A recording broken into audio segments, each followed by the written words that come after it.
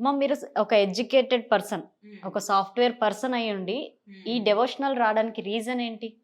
Devotional అంటే devotional అనేది ఒక జీవన విధానం.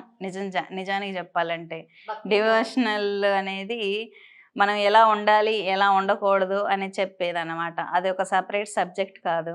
మనం ఎలా బతకాలో నేర్పించేది. మన జీవన విధానం.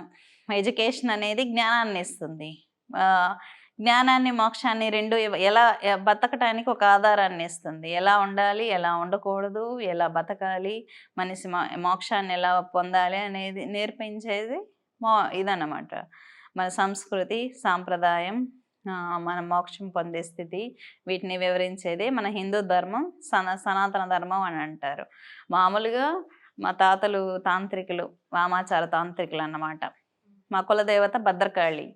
కాబట్టి నాకు ఫ్యామిలీకి సంబంధించి ఇంట్లో పూజలు తాతల నుంచి, ఇంకా తండ్రుల నుంచి, అమ్మ శ్రీ విద్య చేస్తుంది.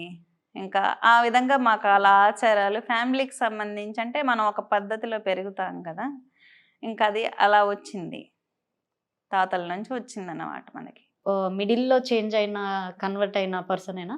మిడిల్‌లో చేంజ్ అవ్వటం ఏముంటుంది, ఏది ఉండదు. అంటే సాఫ్ట్‌వేర్ దాకా వెళ్ళి ఎడ్యుకేషన్ అనేది అందరికి ఇంపార్టెంటే కదా. అవును. ఇప్పుడున్న జనరేషను 90స్‌లో ఉన్నప్పుడు ప్రతి ఒక్కరు చదువుకునే వాళ్ళే. చదువు లేని వాళ్ళే పూజలు చేయాలి, చదువు ఉన్న వాళ్ళు చేయకూడదని ఏమి ఉండదు కదా.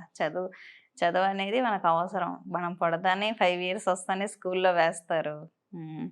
మనిషికి ఎడ్యుకేషను, వివాహం అనేది సమాజంలో ఉండాల్సినవి.